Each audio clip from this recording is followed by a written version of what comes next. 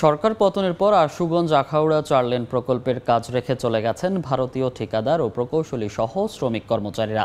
৪ lane প্রকল্পের নির্মাণ কাজ বন্ধে বেড়েছে জনভোগান্তি। বিস্তারিত জানাতে ব্রাহ্মণবাড়িয়ার পৈরতলা এলাকায় আছেন রিপোর্টার উজ্জ্বল চক্রবর্তী। সরাসরি যাচ্ছি তার কাছে।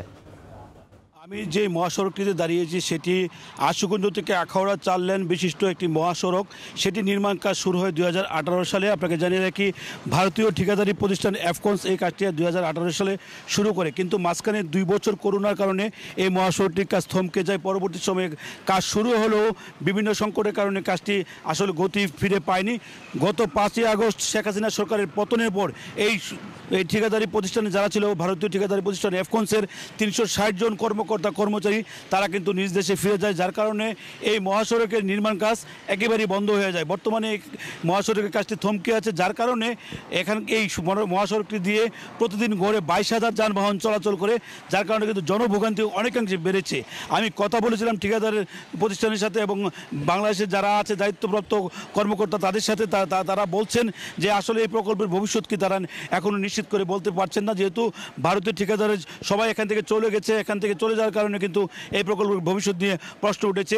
তারা জানিয়েছেন ৫,৮৯১ কোটি টাকা ব্যয়ে ৫১ কিলোমিটার এই মহাসড়কের কাজ শুরু হয় ২০১৮ সালে। সেটি প্রায় ৫ বছরের উপর গড়িয়ে গেল, সেটি কিন্তু শেষ হয়নি। এই প্রকল্পের সাথে যারা জড়িত তারা বলছেন যে প্রকল্পে কোটি কোটি টাকার মালামাল ফেলে কিন্তু ভারতীয় ঠিকাদারি প্রতিষ্ঠানে চলে গেছে, যার কারণে কিন্তু প্রতিনিয়ত এই প্রকল্পের সাথে যে যুক্ত যে সরঞ্জামগুলো সেগুলো কিন্তু চুরি হচ্ছে। তারা সেটি চুরিও ঠেকাতে পারছে না।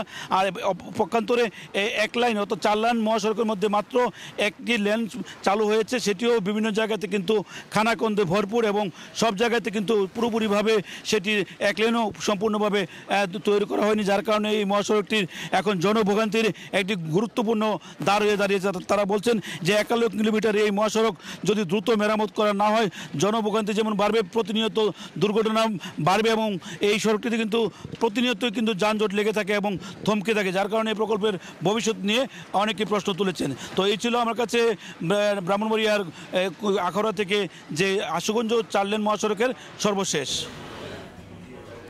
সরাসরি যুক্ত ছিলাম ব্রাহ্মণবাড়িয়া থেকে।